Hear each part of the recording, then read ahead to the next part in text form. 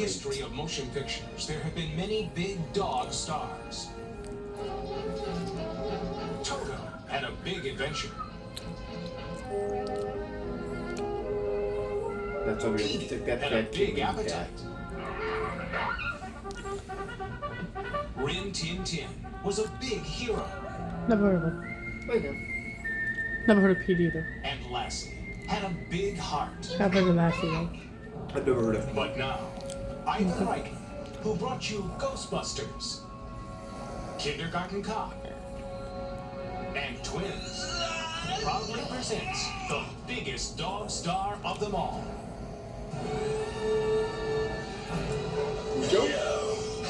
Beethoven. No.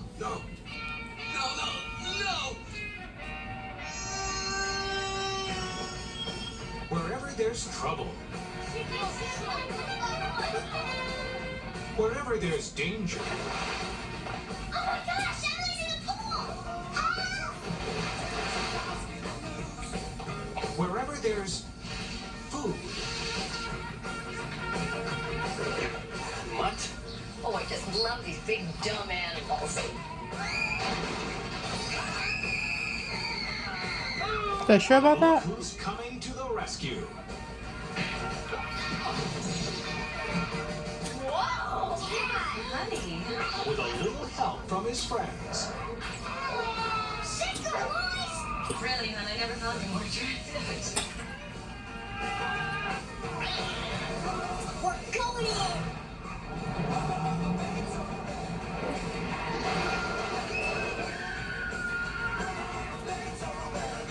It's not even Saturday night. Oh, she drive me crazy. George? Who are you talking to? Charles Grodin. Beethoven.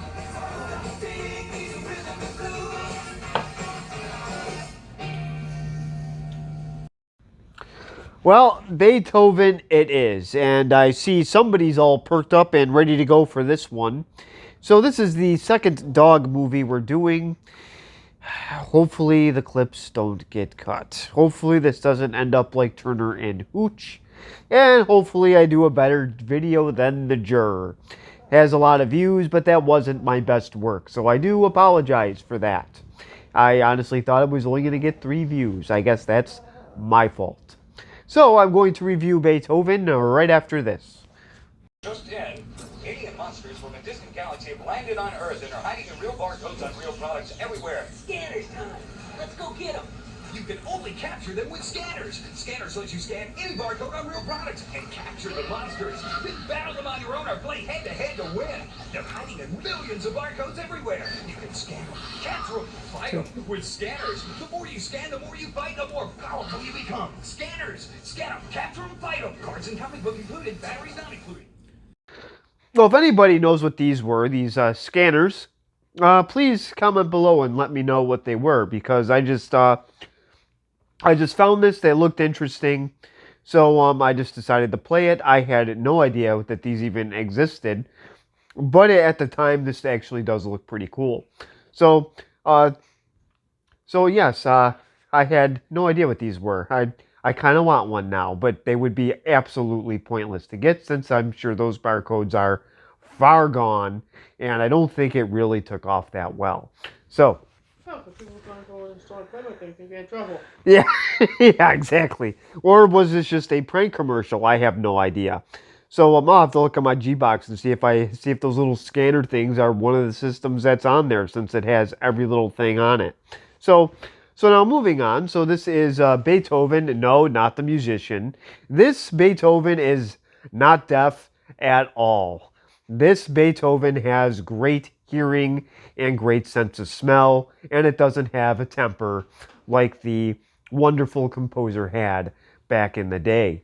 So this is a 1992 movie, and it actually did surprisingly well at the box office. It was a $57 million budget, and it actually made $147 million gross worldwide. That is not bad, especially for the lineup that was in 1992, and it had to compete with Aladdin, Batman Returns, Home Alone 2, Silence of the... Oh, wait, Silence of the Lambs was actually 1991, but it won awards in 92, so I already got that mixed up. But still, you see the point. Basic Instinct. What was another one on that list? Oh, yeah, Wayne's World. Those are okay. It came out in 2000. That's the other thing. Oh. Do you remember what else came out in 92? Sister Act. Oh, yeah, Sister Act. Man. Oh, yes, A Few Good Men, which was a very good movie. And also My Cousin Vinny, Lethal Weapon 3, and also A League of Their Own. Oh, and the stupid Body Odor. Oh, I'm sorry. Bodyguard. So, Who was in that? Kevin Costner and Whitney Houston. Oh, that was okay. Yeah, my parents saw it. They just said it was okay. So, anyways, this is Beethoven. This is based on a Saint Bernard dog. No, this is not Cujo. This isn't going to kill anybody. This is actually a Saint Bernard that is actually very, very kind and gentle. Cujo ain't kill nobody either. Well, that's terrific. I have a dog named Skip, and he wants to kill every child and woman on sight. So, oh, well, there we go. So I was going to do that comically, but it turned into gruesome attacks right off the bat. So now this is it is a simple family movie story. There's an evil guy taking puppies, and he wants to do nasty experiments with them. And he's got a couple bad guys with him, and then what do you know? This family, then the dad doesn't like dogs. His two kids find this nice little Saint Bernard puppy that looks so cute. And I think that cuteness only lasts for maybe a month or so because it gets ginormous. And don't worry though, the dad only has to live with it for about 8 years or less, because I hate to break everybody's hearts, but bigger dogs pass away quickly because of their huge size. No way. Yes, most of the time. St. Bernards do not last long, which is why a lot of people don't have them anymore. So they end up getting this dog, and Charles Grodin, I will go over the characters obviously after I tell the story, since I did a reverse order of what I normally do, but that's okay. So much for being better at this one. No, that's okay. It's not like I made a mistake. So Mr. Newton doesn't exactly like dogs. But his kids do. His wife does. So there's always a struggle between him and Beethoven. So we'll see how Beethoven and Mr. Newton end up getting to, if he does end up liking Beethoven eventually. So now there is some bad guys in here that are trying to get him back. So obviously there's a little bit of a conflict at the end of this, which is typical family movie form. It is a definite kids action scene at the end of this. So the bad guy is Dr. Vanek. He is played by Dean Jones, and he was in Herbie Monte Carlo. He was also in, I already forgot. Oh, that's fine, 'cause I don't know who he is. Yeah, he was an older actor. And of course, this thing's giving me a hard time. And yes, I did look this up before I even got into this, but I forgot the movies. And once I see him again, I will just end up kicking myself because I did actually memorize them. So I should have just guessed it. So Herbie Monte Carlo, and he was also in The Love Bug. And yes, I did. And he was also in Clear and Present Danger as one of the judges. So that is, and obviously he has a much longer list, a lot of Disney movies, but I'm not going to name all of them because most of them I have not seen. So, no. No. Oh yes, and yeah, I believe he also he actually did the voice of Mr. Newton in the Beethoven animated series, as funny as that is. So now we also do have Charles Grodin as George Newton, and we all know Charles Grodin. He was in Saturday Night Live. He actually started his acting career, I believe, in 1951. He was also in Seems Like Old Times. He was in My Summer Story. He was in Clifford, Beethoven II. So, and he has done much more than that as well. So this guy has had a very successful career, and unfortunately he died in 2015 at the age of 86, which I had no idea that he was that old. Oh, and I forgot, he was also a minor character in the movie Dave as Murray Blum, and he had a very good part in that, even though it was very, very small. And then his wife is Mrs. Newton, Alice, and she is played by Bonnie Hunt. You're not going to say who is that? And she also had a minor role in the movie Dave. And she was in Jerry Maguire. Nope. She was in Jumanji. Nope. What do you mean, no? She was the lead lady in that with Alan. Oh. Yeah. And she was also in Beethoven II, and she even had her own talk show. Nope. And then we have Christopher Castile as as Ted Newton. And if you say who that is, I'm not going to blame you, because he was in Beethoven II. He was in an episode of Are You Afraid of the Dark? And he was in Step by Step for several years. And that is obviously a sitcom you have never seen before. Nope. So that is it for Christopher Castile. And then we have Nicole Tom as Rice Newton. And I guess they had like a sitcom thing going on here, because she was in the show The Nanny, and she was also in Beethoven II. What do you mean? Why's the name Rice? I don't know. You'll have to ask you'll have to ask George Newton for that one. I don't know. Maybe he had a bowl of rice and burnt himself on it and said, "Oh, rice," and that's how they got the name. I don't know. You'll have to ask Alice Newton as well. You'll have to ask, why did they name her Rice? You're gonna have to ask. That is actually the director. You can actually call him and ask as well. So now moving on, we have Sarah Rose Carr, who is Emily Newton, and she was in Beethoven II, and that's her career. So now we have Harvey, played by Oliver Platt, and he is one of the bad guys, and you know. Why is every time we see him in a movie, he's a bad guy now? That's something else you're just going to have to just call and ask the director, but he plays bad guy very, very well. He was a sleazy lawyer in A Time to Kill. He was a bad guy in Dr. Dolittle. He was... Wait, what else was he bad in? This. Okay, I so... said movies that we've seen him in, not shows. So this is the third one. I want to say there's a fourth one, too. He was also in Flatliners. He was in Chicago Med. Yes. Okay, I got that correct. He was not a bad guy in that. No, he wasn't. that part I do know, and he was in Lake Placid. Was he a bad guy in that, too? No, he was not. Oh, that's a surprise. He was in Ready to Rumble. Never heard of it. No, he wasn't a bad guy in that either. So Oliver Platt is actually in my opinion, he's a very underrated actor. He plays bad guy well, and he also plays good guy really well as well. So Oliver Platt is in this movie as a bad guy. And Stanley Tucci is Vernon. I've seen him in things before, but then when I went through the list, I did not recognize one thing. So, and now we actually have some other ones I was surprised at. David Duchovny is in this, the star from The X-Files. He plays Brad, and he was also in Return to Me. He was also in, in Evolution, and I believe he's in some weird Netflix show, and I already forgot the name of it. It was, we did watch part of it, and we turned it off in a matter of minutes.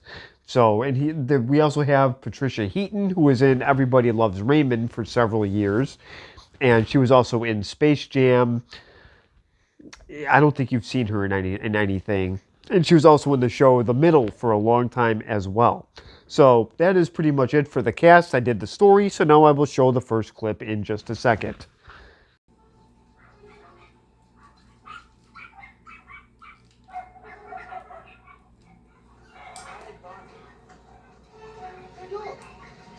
Another door. It's going back and check.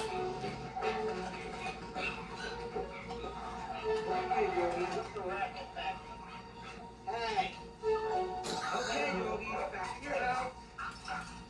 Back in your house, Yogi. No, Yogi, don't jump.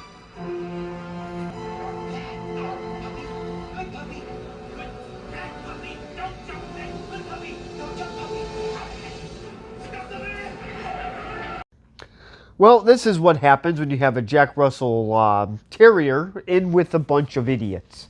So it opens that door with no problem. It escapes, and little chunky Beethoven there with the little fat legs ends up getting out.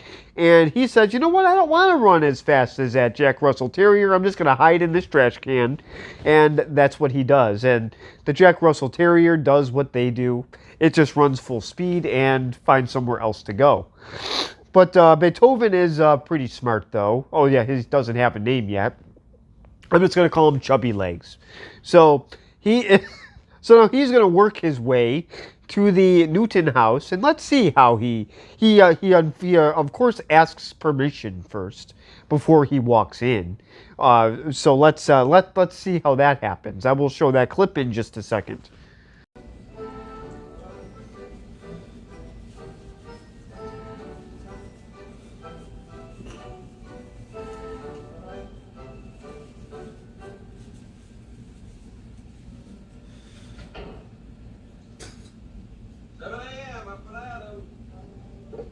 Who gets up that early? You?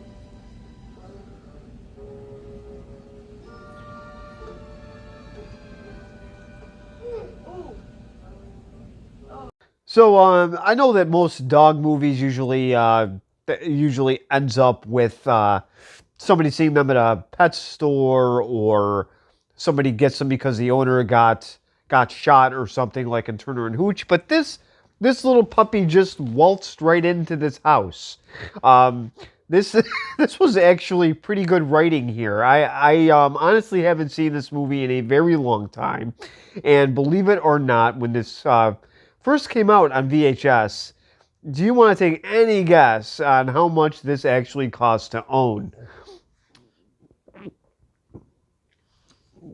Is that $2, or is that, you're a little bit off? This cost the very low price of $24.95. So yes, if you wanted to own this when it first came out, it was $24.95. So that's just a little, I guess, somewhat VHS history lesson for those people out there. Yes, these were very, very pricey. So then moving on. So this was actually directed by, I believe his name is Brian Levant. And yes, Ivan Reitman was part of this. So these two working together on it, I think that's a great idea. Brian Levant also directed The Flintstones, My Secret Identity. Oh, he could have left Jingle All the Way out of this. And he was also a writer on the Leave It to Beaver movie. So this is a pretty cool scene here. I actually like how how his little fat legs went up the steps, and he just sort of snuck by Mr. Newton as he was reading something in the paper. In 1992, I don't know what he could have been reading about. Maybe the presidential debate with three people: Ross Perot, Bill Clinton, and George Bush. And the dog just went up the stairs and went right into a few of the bedrooms there. And Ted Newton, and he's at the age of 12, and he's still sleeping with his parents, which is unbelievable, but whatever. So the dog does make his way to the little girl's room, and now she thinks that her dad bought the dog, which I guess they would think that. And the dad says it's 7 o'clock up and at 'em, and I'm thinking that they're going to school. No, this is the dad's rule. Even on Saturdays, they have to get up at 7 o'clock. So the kids are griping about that. I'm sure little Ted could just watch some cartoons. They might end his nightmares in bedwetting at age 12. So let's see what the dad's reaction is as the little girl here has the dog in her arms. I'm sure he'll be very excited. It's Mr. Newton, and he gets his family up at 7 o'clock. I'm sure he's going to be excited. So I will show that clip in just a second. Daddy, can we call him Fred?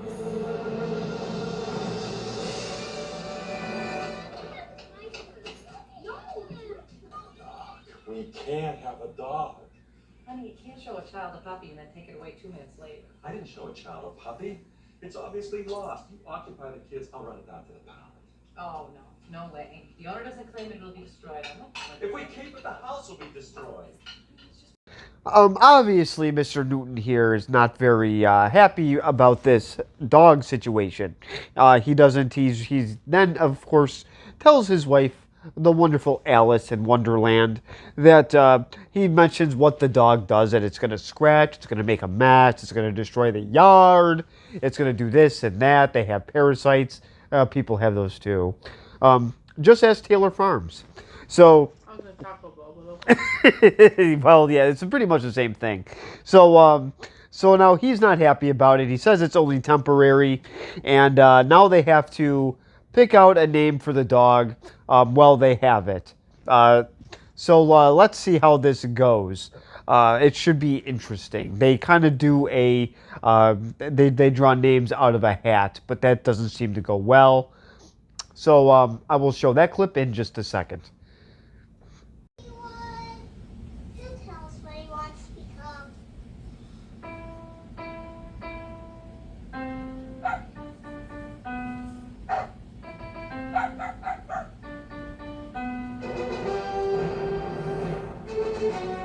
Beethoven. So this part was kind of funny here. I did like how, now obviously he's barking because she's playing the piano. It probably doesn't know what the noise is. So it's being dog-like and it's just barking at it. But regardless, it's cute because it's a puppy. So they name it. So the dad says, oh, Beethoven. So that's how we have the name, Beethoven, for this wonderful St. Bernard. So now, because there's a song, I'm going to do a clip here without any sound, but we don't need it. It's going to be funny regardless. Let's see what Beethoven does with wonderful Mr. Newton's briefcase, as I'm getting nice little California raisins thrown at me. So this is what Mark remarks off camera. So I will show that clip in just a second.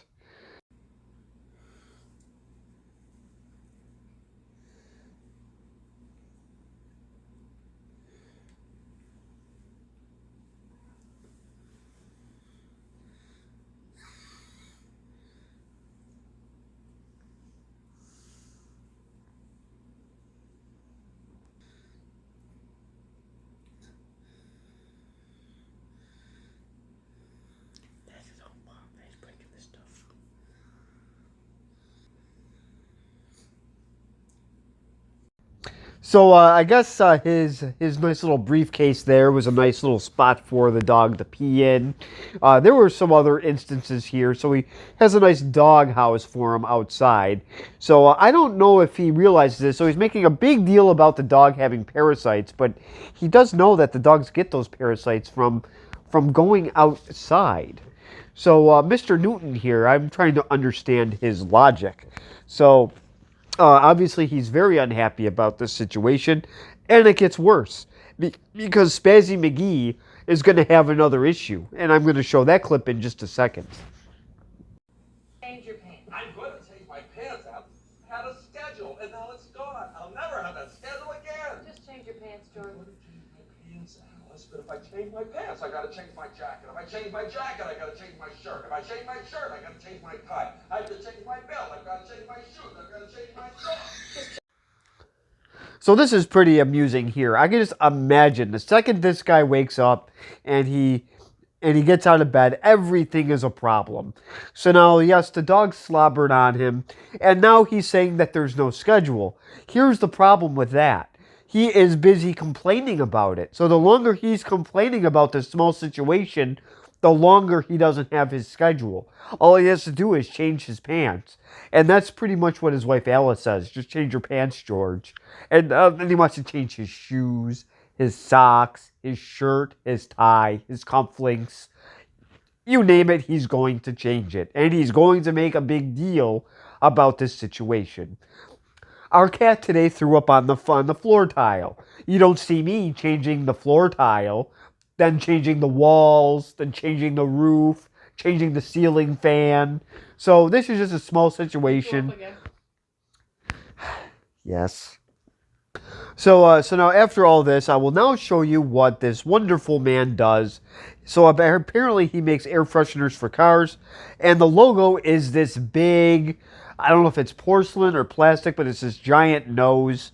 Unfortunately, because this is Universal, I can't show that yet, but I'm going to hope to in one of these clips. But we get to meet Brad and I forgot what Patricia Heaton's name is. But the two snobs are in his store and they want to, they're checking out his air fresheners. So I will show that clip in just a second. See, all of these use a two-dip process that guarantees a longer smell life. Here, smell this. That smell nice? That smell? See, we feel if we get the right amount of capital, we could take this place right to the top. I don't mean just successful. I mean dominant. Here's a favorite. Here's a favorite. Look at this. New leather. Oh, that's cute. Isn't that cute? I could use that in my Beamer. I could use it in my Beamer. Well, we feel a lot of people could use them in their Beamers. Except I wouldn't want to hang it from my rearview mirror. Ugh, tacky. Oh, no. There's Velcro on the back. You know, people hide them. A lot of people just put it under their dashboard. Ingenious. So these are the air fresheners for the, apparently for the cars that he, so he makes these air fresheners and then he says that people hide them with Velcro. And Brad is very intrigued by this. He says that, yes, you're going to hide these and this is very ingenious. So there is money to be made with these. I just really have to find that plastic nose or acrylic nose or whatever it is. So now Ted is being bullied in school, and you're going to notice that he dresses the exact same from the sitcom he was in. So this could be why he did not get any roles besides Step by Step or the Beethoven movies for that matter. So I will show that clip in just a second. Hey, Teddy boy. Oh, that's a nice lunch you got there. A veritable nutrition lesson. Oh, yeah. And, don't forget to wash it down with a big glass of milk. Oh. See you on the bus.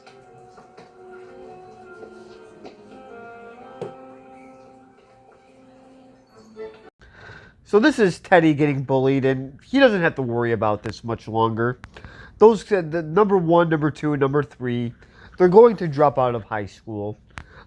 That's just the way it works. So they're only going to be bothering him for just a few more years. But he dresses the exact same when he was in Step by Step. I mean, it looks the exact same. The sweater and everything. So they must have brought the wardrobe from the Step by Step dressing room and brought it right to this one. I guess that kind of made it easy. So moving on. So now I will show a still of that wonderful plastic nose from the Air Newton building. So I will show that still in just a second.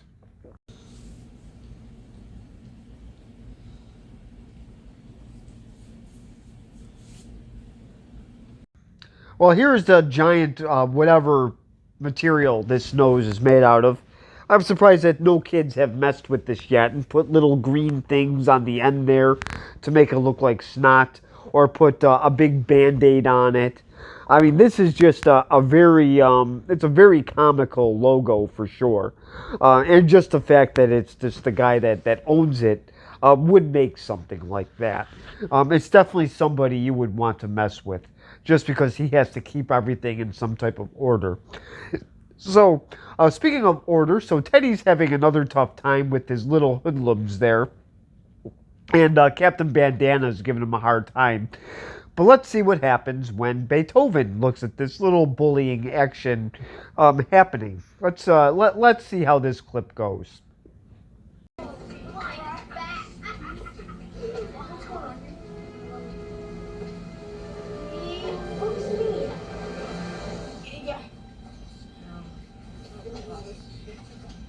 Sorry.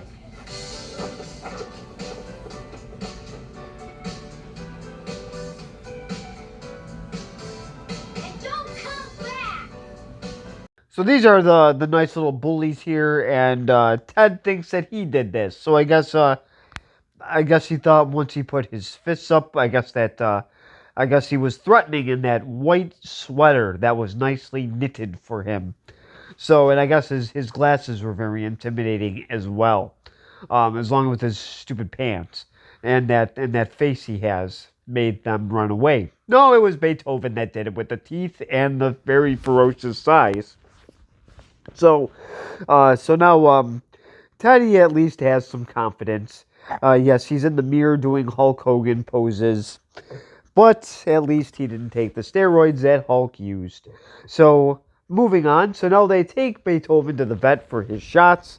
And it's the wonderful evil doctor that wants to do deadly experiments on dogs. And yes, they did catch that Jack Russell Terrier. But I didn't want to show it because I don't like that scene. Even though two idiots pretty much caught him back. So now I will show Beethoven at the vet with the wonderful doctor played by Dean Jones. So I will show that in just a second.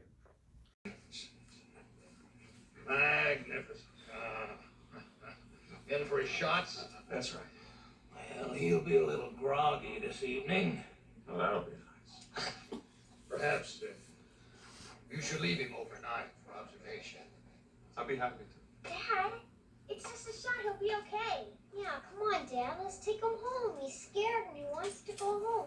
Mr. Newton. Well, here is the wonderful vet. So yes, he does want to do some deadly experiments. And then, of course, he's telling, he takes Mr. Newton in the back there. And he tells him that St. Bernard's turn on children. Which is, obviously, he just wants the St. Bernard to do the bullet experiments to show that they don't really make that much of a mess. So he needs a bigger dog to do that on. So now, so Mr. Newton now has his wonderful people over who tested out his product, and now they're going over the contract. So let's see if Beethoven likes them. I will show that clip in just a second. I pitched in college.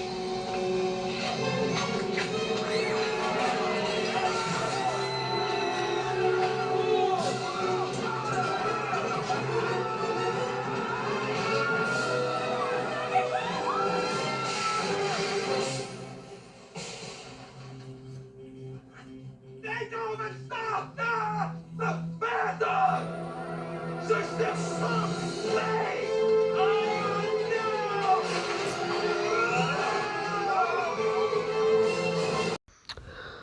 Well, this part was pretty funny here, and I did find it very impressive how the table and the chairs just landed, and everything just sort of landed nice and neat. So now the wonderful vet of the year, returns to the house and makes a house call, and he wants to do stuff with the rabies shots. He says that he's upping them. So He wants to check after he just gets the shot. So we will see what happens. I'm sure he's just doing the right thing, and he's gonna just do what doctors do, and they want what's best for the patient. So I'm gonna show that clip in just a second. This is gonna hurt you a lot more than it hurts me. It's gonna break, finish, and kind. No, I think it's all right.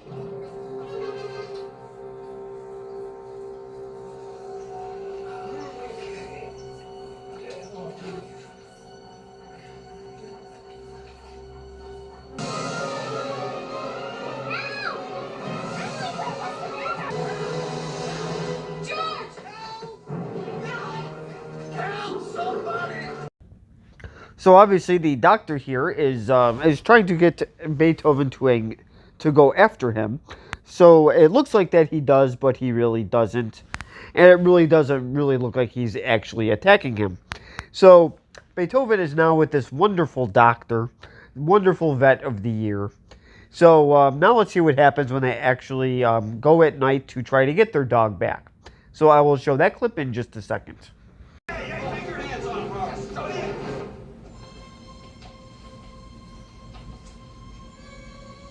I told you he was lying. What the hell are you trying to pull? Wait, you can't come in here. This is private property.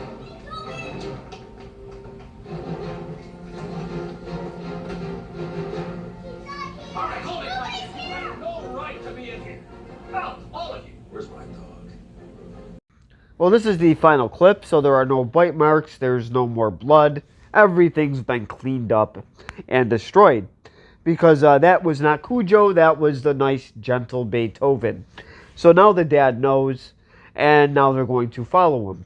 I'm not going to show the end of the movie because you're going to have to watch this for yourself. And I'm sure this is probably on Disney Minus. So now to grade this movie, how was this movie written? it actually wasn't bad for a family movie. This was quite enjoyable, and I don't know why I didn't buy this before. And my wonderful camera wife. Buy it at all. No, I did not. No, my wonderful camera wife has this. She bought all 5 of them, and she's actually giving this a thumbs up. She liked one of my movies, so This is my movie, actually. so this is actually her movie, but this is one that I watched. She never saw this before, so Parts of it. not until I just showed the clips now. Parts of it. So, and I actually watched this movie a lot when I was younger. I think we rented it actually a couple times. To be fair, this came out before I was alive. Yes, it did. It came out in 1992, like I've said before, and we watched this in school a couple times. I think we actually rented this a few times. Now that I think of it, and then of course the second one we actually saw in theaters. So I am actually going to give this family movie a B. This is definitely one to check out because it is a lot better than the garbage that is out now. Almost said a dollar worthy word there. So this is definitely one that I'll charge you 5 anyways. you will charge me 5 anyway. So no, there's no tights, capes, or lasers in this. It's a But big fluffy dog. but yes, there's a fluffy dog. There's very enjoyable parts in this, and yes, there's adult humor in it for the older people, and then the younger people will like it just because of the dog. It shows it as a puppy, and then it shows it slowly growing into this massive Saint Bernard. So, and the cast in this, I believe, is perfect. Bonnie Hunt does a awesome job playing Alice Newton. She compliments Charles Grodin, Mr. Newton, very, very well. She is the wonderful, loving type of mother who is against his investors. She doesn't want their money. She is definitely plays the role of the protector incredibly well, and she does it in a nice, humorous way as well. She does support her husband, but at the same time, she kind of goes against him in a nice manner. Bonnie Hunt is not really an overbearing actress. She actually does a very good job in pretty much everything that I have seen her in, and Charles Grodin is just very funny in everything he's in as well. He does a serious role as well as very good facial expressions throughout this movie. And the kids in this movie are just, well, kids pretty much. They're not that bad. Of course, I said before that Christopher Castile, I believe, was typecast as a typical nerd in everything he's in. And like I said, I think that hurt him in his in getting other roles. The other girl I don't really know much of, and I forgot that the young girl was actually in Kindergarten Cop.